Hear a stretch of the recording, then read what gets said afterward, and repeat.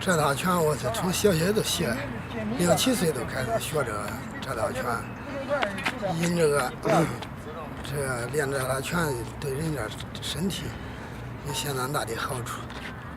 平时你要练着这拳，基本上每天坚持练这些，对这个身体相当有好帮助。再个练这拳又既不会感冒，也不会发烧。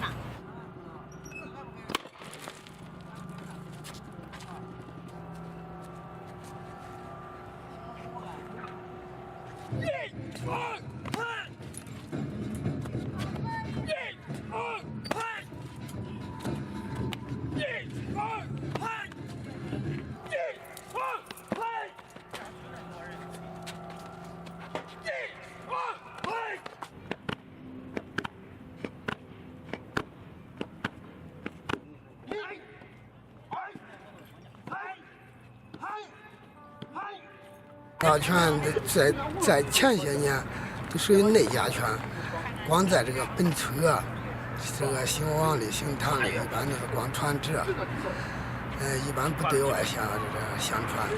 最近这些年，根据这样的社会时代的发展，这套拳现在想把它走出去，或者说，往下传承。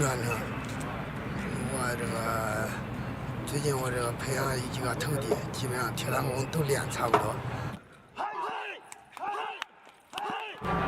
很震惊，这男人的最脆弱的地方能练这强壮，不怕碰撞，感到很震惊。